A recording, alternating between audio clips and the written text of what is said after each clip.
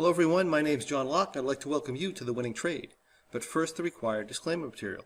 This presentation is for educational purposes only. We're not broker-dealers or financial advisors, and we're not making any trade recommendations. Also, please be aware that your risk in trading options is substantial, and please make sure you're aware of all your risks prior to placing any trades. Also note that in the presentation, we are using hypothetical computer simulated trades and/or results. They're believed to be as accurately represented as possible, but keep in mind that live results can vary from simulated results for many, many different reasons. If this is your first experience with us, my name is John Locke. I'm a trading performance and success coach with Lock in Your Success LLC, where myself and my team are here to help you win in the markets and in life as well. And today I'm here to guide you into the realm of high probability income trading. Now in a moment we're going to go over the winning trade, but before we do, let me quickly explain what I mean by an income or high probability trading strategy. An income strategy is where we put ourselves in the position to generate profits through the passage of time rather than depending solely on price movement alone, meaning we can often make money whether the price goes up, down, or sideways. Now this doesn't mean we're going to make money all the time, but it does mean that there's a lot better chance of us winning than there would be otherwise. When you find that you want more information, simply contact us at lockinyoursuccess.com. That's L-O-C-K-E. inyoursuccess.com, or ask a question in the comments on this video and we can direct you to where you can find more information, or I'll answer those questions myself personally. Alright, let's move on. The strategy we're going to be discussing today is called an M3.4U. This is a somewhat bullish bias, market neutral income strategy that we trade on the Russell 2000. It requires a minimum of $2,500 planned capital per trade. Our example size today is going to be $5,000 planned capital. Now when we talk about planned capital, this isn't necessarily the amount we have in the trade at all times. Planned capital is a representation of the maximum amount that we should have in the trade after adjustments or anything else that we might do in the strategy. Realistically, it would be very, very uncommon for us to have any more than, say, $4,000 in this particular $5,000 planned capital position. But that's what we call planned capital. We use that number to derive our profit targets, our maximum loss numbers, and what our risk parameters essentially should be with the position. So with this particular position, the M3.4U, we do not have a profit target, but in general, I would expect a good month to be around a 10% return on our planned capital. And our exit loss trigger on the position is also what we could call 10% of planned capital. And in the case of our $5,000 example position, our maximum loss would be $500. All right, so let's take a look here at the strategy. Okay, so the M3.4U is what we would call a broken wing butterfly. And a broken wing butterfly is when we sell options in one location and then we buy options to cover that in other locations in a way where it creates a triangle looking risk graph with one wing larger than the other wing. Okay, so in this example or with this software, let me try to explain this a little bit. It's called OptionNet Explorer, and what it does is it analyzes the positions that we have on so that we understand the risk in the positions and where the profit areas would be in the position. So in this particular case, we have an asset price of, this is the Russell 2000. The last asset price on this as of, we have 3:35 in the afternoon here, Eastern Time. The asset price was right around 1378.25, and when we enter this position, what we're going to do is we're going to sell put options, and we're going to sell the short strikes about 17 to 27 points under the market. So if we have an asset price of 1378, we're going to be looking at selling the 1360s. So we come down here, we sell the 1360s. In this case, it's a $5,000 position. We're going to sell 4 of them. We'll buy 2 options, 6 strikes down, so or 60 points down. So if we sell the 1360s here, we're going to buy the 1300s. And this is going to give us a 60-point wing to the downside. And then we're going to go 40 points to the upside, 10, 20, 30, 40. And then we would buy 2 of these. And we're just going to do that for the model. Just for the modeling purposes. So if I just go back to our entry here, -1 + 1, This would give us two options at the 1400 strike level. And if we were to do that, and you take a look at the green, this is what the position would look like. Now we want to model this position to see what kind of delta we have. Is it going to be positive delta, negative delta, zero delta? It's all going to depend on the implied volatility skew curve at any given time. So in this particular case here, we would have positive 4.8 delta. Now the adjustment parameters, so in other words, we're going to enter the position and then we're going to have adjustment parameters, or parameters we're going to use to make movements on the trade to tell us that there is too much risk in one direction or the other, and it's going to trigger some sort of an adjustment or a position change. So this particular position, this size, $5,000 position, is going to allow positive 4 delta. On the modeled position with a standard 60-40 wing, we have 4.81 delta. That's too high. So to correct that delta, what we're going to do is, instead of putting 2 here at 1400, we're going to look at putting 1 at 1400 and 1 at 1410. When we do that, that gives us 2.88 delta. That is within range. So we can enter the position that way. So in this case here, we're going to be entering one put broken wing butterfly with a 1300 long strike,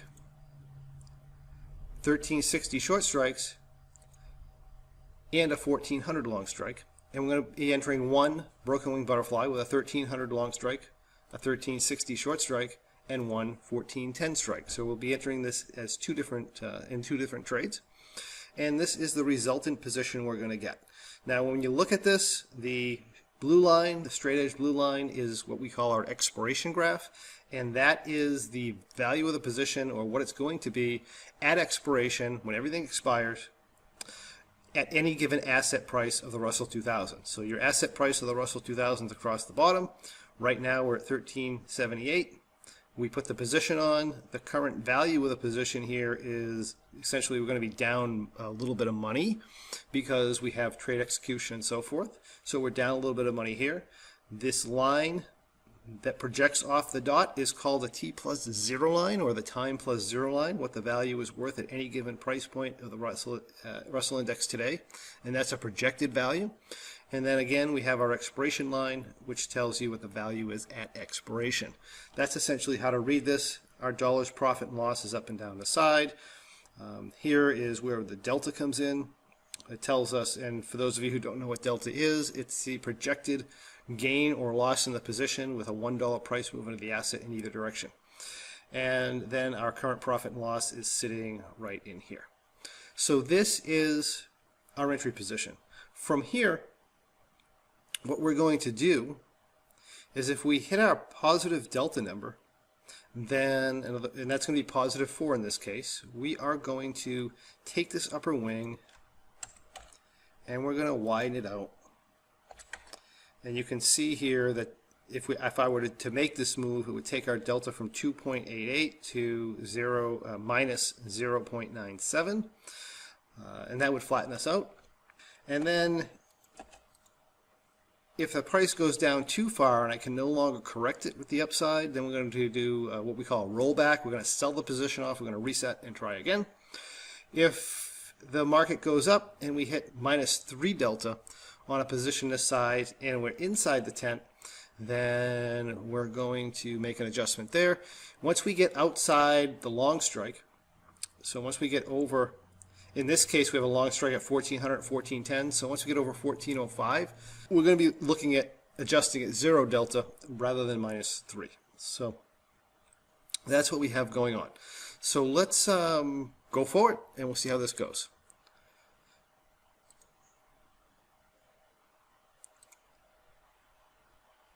So here we went ahead to July 1st. The market's gone up a bit. It's outside the tent and it's over our long strikes. At this point, we're not making any adjustments. When this turns negative delta, we are going to start making adjustments on this. So let's just push this forward and you can see how the trade develops here over time.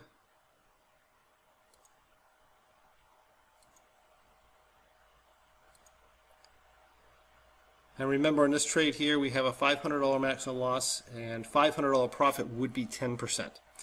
Right now we're at, what, 367, so we're doing well. We're still running about 1.5 positive delta, so that's looking good.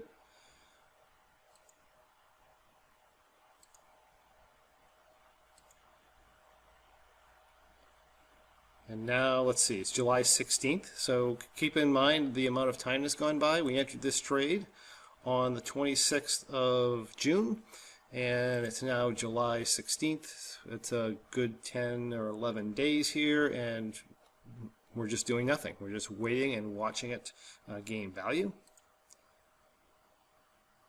We go to the 17th, and we notice that our trade has started to turn negative delta. And we're outside our long strike here, where the asset price is higher than 14.05, which would be our official adjustment point if we were negative delta. So that being the case, we're going to take this here and move it to there. So what we do is we'd sell a vertical. We put a vertical order in and sell off our 1410s, buy our 1400, and that's going to put us to positive 2 delta. That's within range, so that's perfectly fine. And then we would execute that order, and we would end up in this position here. Now, we're going to shorten this swing, but we're also going to watch our capital level to the downside. And if our capital level starts to get excessive, over $4,000 in this case, then we're going to start reducing that by also bringing up this lower wing, which you'll see in the next adjustment. So if we go here and move ahead a few more days, our profit and loss, by the way, is now $650, so we're up over 10% of our planned capital. Very nice return building in this.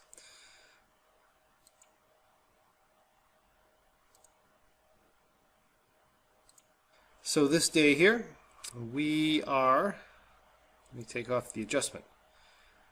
The trade has turned negative delta again. You see it's minus 0.5 delta.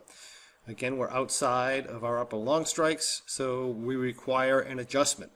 Now, this case here, I can do the same thing, but that starts to put our capital up over $4,000, and we generally don't want it too much more than that. So what I would tend to do instead is, or in addition to that, is to roll up our long strike here. When we do that, that makes us negative delta again. So we're going to have to be a little more aggressive up here. And when we do that, that gives us a positive 1.92 delta. That's a nice delta range for this trade. So what we'll do is we'll come in, we'll put in a condor order. We'll just sell a put condor with a 1400, 1390, 1300, 1310 strikes. And we'll execute that order, and that will put us into this position here.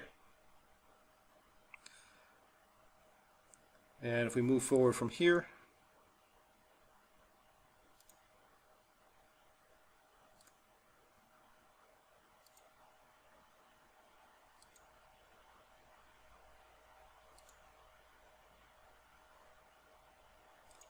we go to August 4th. We're now 17 days to expiration. Again, we're hitting the negative delta numbers. We're up $877, which is good. What's that? About probably 16, 17% on our planned capital. So that's trade's going nicely so far. Same thing here. We're going to roll these down and take a look at this. This starts to put us up over 4,000 again, so I'd imagine I did that condor order like I did last time. Let me see if that's what we actually did. So right now we're at 1310 and 1390. Yeah, we go to 1320 and 1380 by selling a condor, or selling a condor order just like we did before. That gives us a positive 1.35 delta, keeps our risk amount in the trade that we want. And if we move forward from here,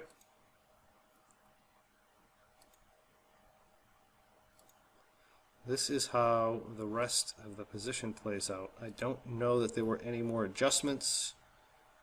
At some point, the value in the the extrinsic value in this option becomes almost zero, at which point you could take the trade off early, but generally we're going to almost expire these, so a lot of the times we might expire them.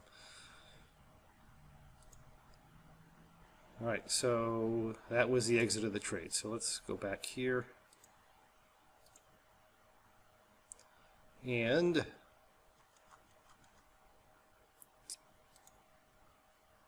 look at our August position. So we go all the way until this point, which is August 17th. And you can see that there's only 17 cents left in this upper option, and there's 10 cents in the shorter options. You could either just let this expire. I probably wouldn't make another adjustment on this at this point, although you could. But usually if there's no time premium in here, it's not really worth it. So I'm negative delta. Normally I'd call for an adjustment. I have the choice here. I could leave it alone and just take whatever I have at expiration. I could try and close it, or I could try to adjust it, which would be our maximum adjustment on this strategy, by the way.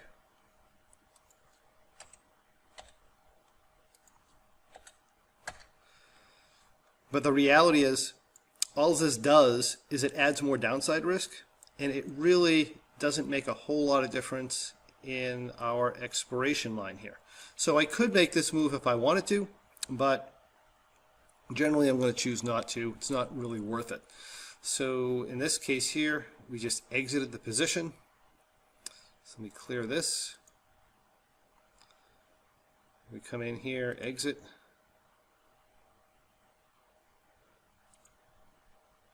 For a profit of $941, or almost very close to 20% return on our planned capital of $5,000.